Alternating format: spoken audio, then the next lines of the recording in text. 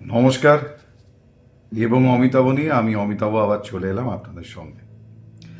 এবং অমিতাভ আজকে শুরু করব যখন নতুন করে ইতিমধ্যেই সোশ্যাল মিডিয়াতে বা ফেসবুক ইউটিউবে রীতিমতো ভাইরাল হয়ে গেছে একটি গান, যে গানটির সঙ্গে পরিচয় রয়েছে আমাদের সমগ্র সনাতন সংস্কৃতির অন্যতম ভগবানের অবতার শ্রীকৃষ্ণ।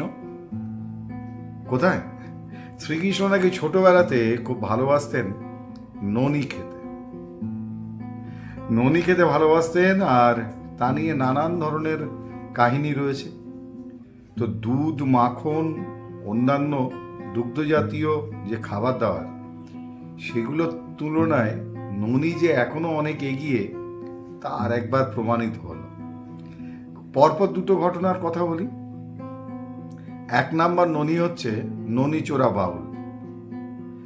বহুরূপী সিনেমাতে তার গাওয়া বাউল গান রীতিমতোভাবে তাকে বিখ্যাত করে তুলেছে। সেই ননি চোরা বাউল যেমনভাবে ভাইরাল, ঠিক তেমনিভাবেই 20 সাল বাদ একটা সিনেমা ছিল না, সেই 20 বছর পর সম্বলপুরের সংস্কৃতি থেকে উঠে আসা আরও একটি গান ইতিমধ্যে বিখ্যাত, শুধু না অতি বিখ্যাত হয়েছে পৃথিবী জুড়ে।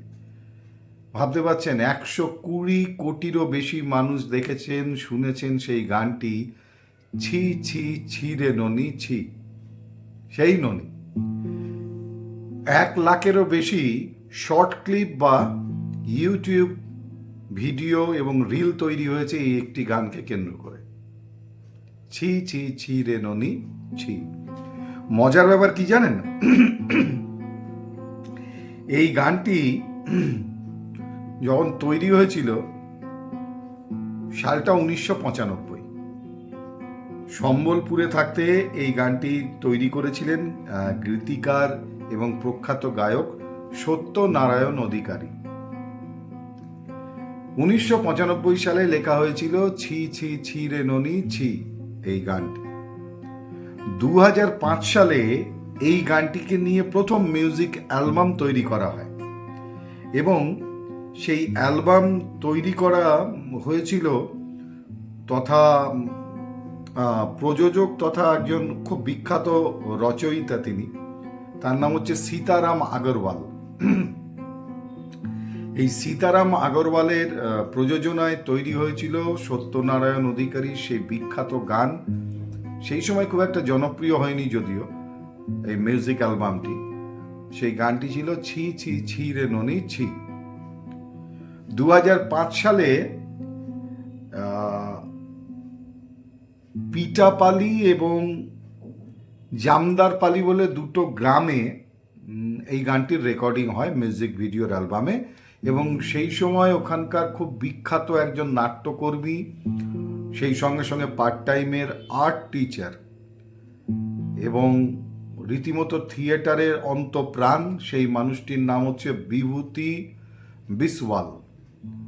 এই বিভূতি বিসওয়াল এই গানটিতে নায়কের চরিত্রে তিনি রূপ দিয়েছিলেন মিউজিক অ্যালবামে। আর সেই যে ভিডিওটি তৈরি হয়েছিল, সেই ভিডিওতে একটা গল্প ছিল, সেই কনসেপ্টটা তৈরি করেছিলেন বা গল্পটা তৈরি করেছিলেন এই বিভূতি বিসওয়ালের মতো একজন বিখ্যাত সম্বলপুরের নাটকের অন্যতম একজন প্রাণপুরুষ। এবং এই বিভূতি বিসওয়াল নিজে গল্পটি তৈরি করেছিলেন। সেই গল্পটিতে এই গানটিতে যা চরিত্রায়ন করা হয়েছিল, সেখানে দেখা গিয়েছিল একটি ছেলে খুব গরিব এবং সে একটি মেয়েকে ভালোবাসত, কিন্তু মেয়েটির বাড়ির লোক সে গরিব বলে তার সঙ্গে সম্পর্ক তৈরি করতে চায়নি সেই মেয়েটির। এবং তখন এই ছেলেটি বেশি অর্থ উপার্জনের জন্য বাইরের কাজের জন্য চলে যায় এবং সেখানে গিয়ে সে জানতে পারে যে তার প্রেমিকা বা প্রেয়সীর বিয়ে ঠিক হয়েছে। এবং সেই দুঃখে ব্যথায় তখন সেই গানটি করছে, এরকম হচ্ছে তার পরিবেশ। সেই ব্যথা, বেদনা, ব্যর্থতা যাই বলুন, সেই গান ছি ছি ছি রে ননি ছি রীতিমতোভাবে এখন কোটি কোটি ভিউয়ার্সরা দেখে ফেলেছেন, 120 কোটি ভিউয়ার্স। বুঝতে পারছেন? 30 বছর আগের গান, 1995-এ লেখা, 2005-এ তার মিউজিক অ্যালবাম। তখন এতটা সাড়া ফেলেনি যতটা শ্রীকৃষ্ণের সময় ননী কতটা জনপ্রিয় ছিল জানি না, কিন্তু বর্তমানের এই দ্রব্যমূল্য বৃদ্ধির দুনিয়াতে দাঁড়িয়ে একেবারে সেই পরম উপাদেয় ননী এতটা বিখ্যাত হবে স্বয়ং ভগবান শ্রীকৃষ্ণ বোধহয় ভাবতে পারেননি। ননী আজকে হিট, ননী গানে হিট, ননী বহুরূপী সিনেমাতে হিট। এই ননীর ইতিহাসটা অনেকেই হয়তো জানেন না, যে হঠাৎ করে এই গানটা কোথা থেকে এলো। সেজন্য ভাবলাম আজকের এবং অমিতাভতে আপনাদের জানাই এই ছি ছি ছি রে ননী ছি, এই গানের আসল ইতিহাসটা। যাই হোক, 30 বছর পর নতুন করে সেই গান যে এরকমভাবে জনপ্রিয় হয়ে উঠবে, স্বয়ং বিভূতি বিশওয়াল বা সত্যনারায়ণ অধিকারী, যিনি গানটির গীতিকার, তিনিও কখনো ভাবেননি বোধহয়।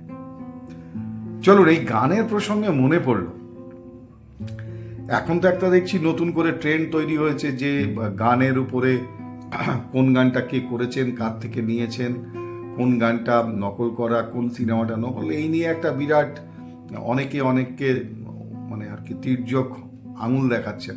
তো আমার মনে পড়ল যে 1980-র দশকে একটা হিন্দি সিনেমা তৈরি হয়েছিল যার নাম কার্জ, সুভাষ ঘাইয়ের সিনেমা।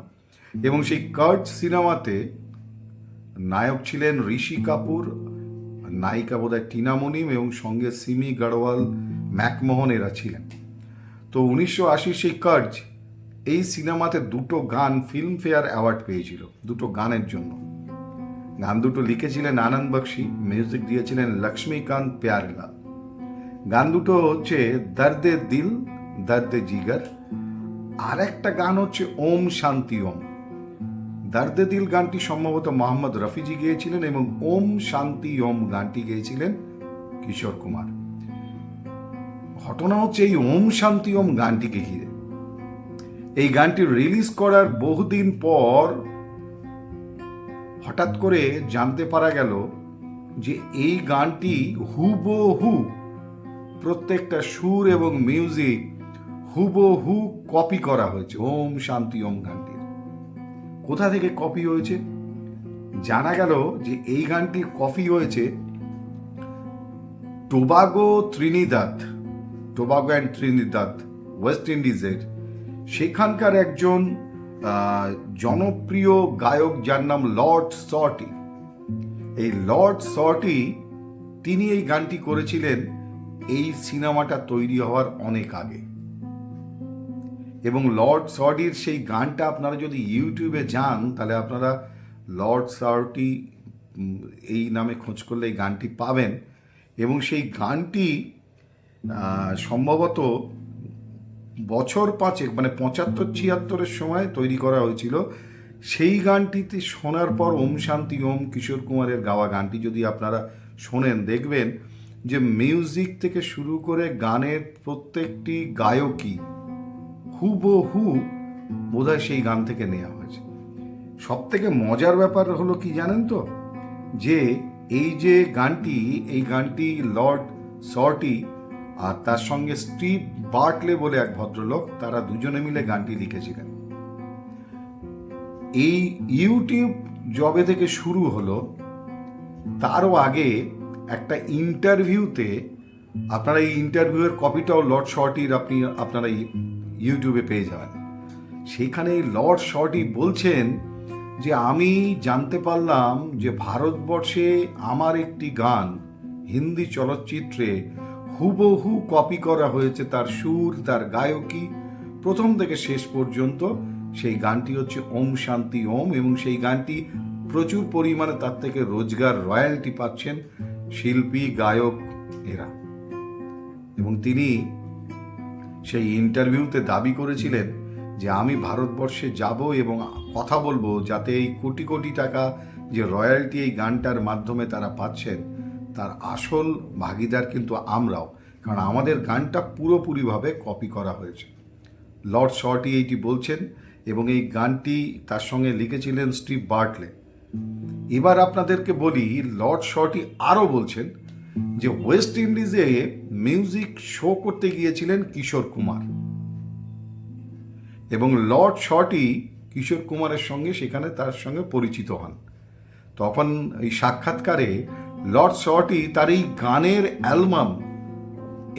অ্যালবাম তার একটি কপি তুলে দিয়েছিলেন কিশোর কুমারকে উপহার হিসাবে।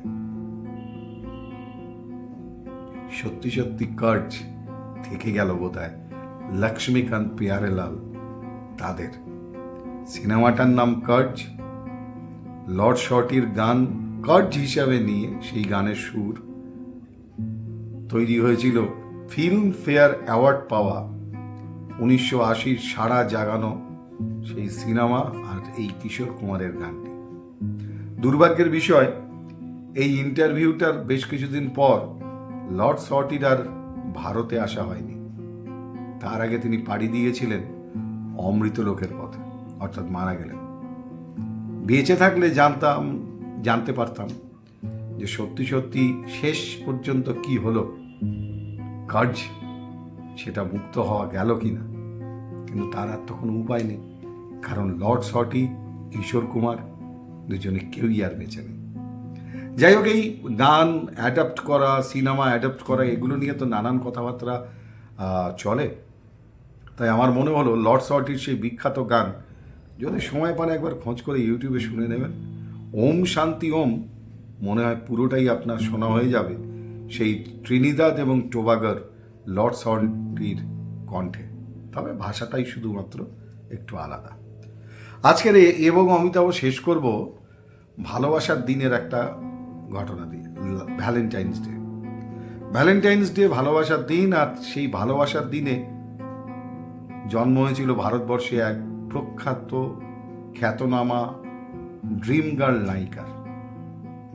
অনেকে হয়তো জানেন না, সেই জন্যই ঘটনাটা বলি। ঘটনার সূত্রপাত হচ্ছে কেদার শর্মা বলে বম্বের একজন পরিচালক, তিনি একটি সিনেমা বানাবেন ঠিক করলেন। সিনেমার নাম বেচারা ভগবান, এবং সেই চলচ্চিত্রে নায়িকা হিসাবে তিনি ঠিক করলেন তার স্ত্রী করবেন নায়িকার চরিত্র, যার নাম রাজ দুলারি।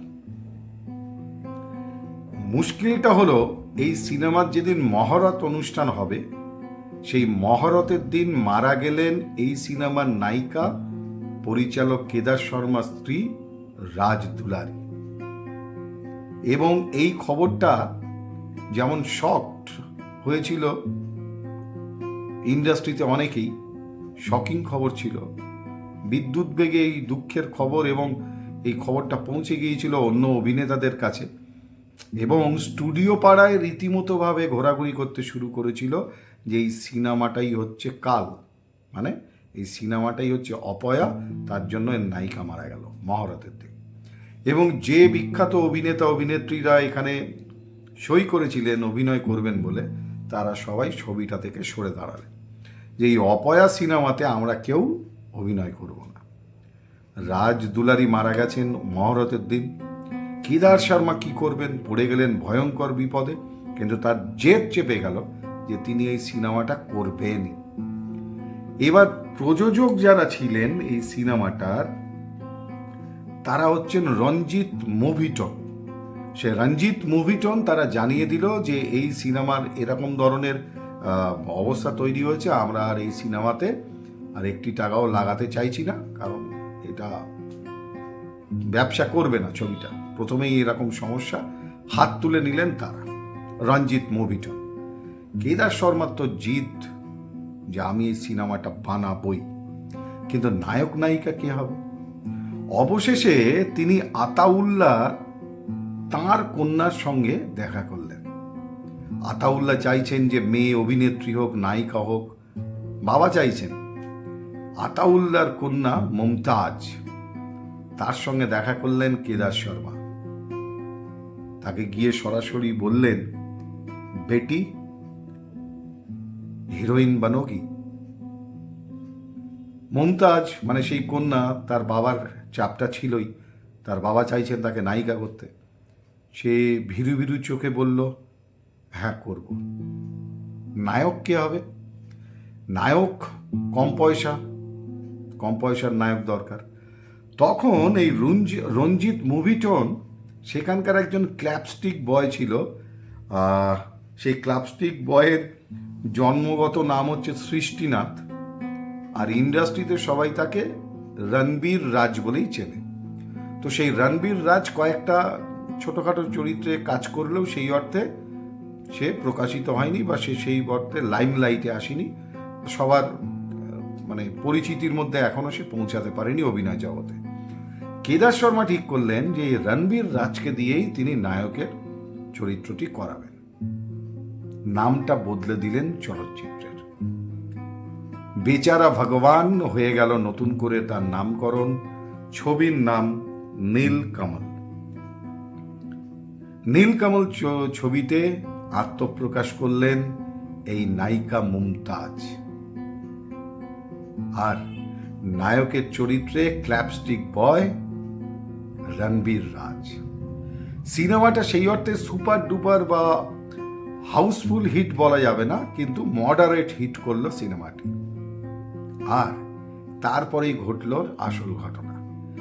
বক্স অফিসে সাফল্য পাওয়া, হিট হওয়া সিনেমাটা দেখার পর একদিন এই মুমতাজের কাছে ফোন এলো দেবিকা রানীর। কে দেবিকা রানী? দেবিকা রানী হচ্ছেন তৎকালীন বম্বে ফিল্ম ইন্ডাস্ট্রির বম্বে টকিজ, সেই বম্বে টকিজের সর্বময় কর্তৃ হচ্ছেন এই দেবিকা রানী। তিনি ডেকে পাঠালেন এই মুমতাজকে। মুমতাজ দেখা করলেন। দেবিকা রানী তার স্নেহের পরশ বুলিয়ে দিয়ে আদর করে আশীর্বাদ করে তার হাতে উপহার দিলেন একটি রূপোর কয়েন। তার হাতে রূপোর কয়েনটা দিয়ে তাকে বললেন, খুব ভালো কাজ করেছ, খুব পছন্দ হয়েছে আমার, তবে শোনো, তোমার এই নামটা আমার ঠিক পছন্দ হচ্ছে না। পরের সিনেমা থেকে তোমার নাম আমি বদলে দিচ্ছি। তোমার মুমতাজ নাম চলচ্চিত্রে আর থাকবে না। পরের সিনেমা থেকে তোমার নাম হবে মধুবালা। ভারতীয় চলচ্চিত্রে মধুবালার রূপের আকর্ষণ, সেই অমোঘ আকর্ষণ, তার বিচ্ছুরণে ক্র্যাশ বা একতরফা প্রেমে পড়েননি এমন যুবক সেই সময়ে বোধহয় খুঁজে পাওয়া যায়নি। তার প্রেমে পড়েছেন অনেক পরিচালক, অনেক অভিনেতা, অনেক নায়ক, অনেক গায়ক, বিখ্যাত গায়ক। সেই মধুবালার জন্মদিনটাই ছিল ভ্যালেন্টাইন্স ডেতে, যার আসল নাম মুমতাজ হোসেন দলভি। আর তার প্রথম সিনেমার নায়ক যিনি ছিলেন সেই রণবীর রাজ, পরবর্তীকালে মুম্বাই চলচ্চিত্রের অন্যতম শ্রেষ্ঠ নায়ক, অভিনেতা, পরিচালক, প্রযোজক তিনি রাজ কাপুর। এভাবেই শুরু হয়েছিল একজন অনামা অখ্যাত নায়কের উত্থান, আর একজন সাধারণ ঘর থেকে উঠে আসা হৃদয় কাঁপানো নায়িকা। মুমতাজ থেকে মধুবালার কাহিনী। ভালোবাসার দিনে জন্মগ্রহণ করেছিলেন এই মধুবালা বা মুমতাজ হোসেন দলভি। আজকের পর্বটা তাই ভালোবাসার এই মরশুমে, ভালোবাসার এই মাসে দাঁড়িয়ে তার প্রতি উৎসর্গ করলাম। ভালোবাসারা অমরত্ব লাভ করুক। আজকের এবং অমিতাভ এখানেই শেষ করি। ফিরে আসবো পরবর্তী পর্বে, আবার অজানা কিছু ঘটনা আর বেশ কিছু পরিচিত মানুষের অজানা দিকগুলোকে তুলে ধরতে। আপনারা ভালো থাকুন, সুস্থ থাকুন, আনন্দে থাকুন, সতর্ক থাকুন, সাবধানে থাকুন। তাহলে আজকের মতো বিদায় নিচ্ছি। দেখা হচ্ছে পরবর্তী পর্বে এবং অমিতাভতে। শুভরাত্রি।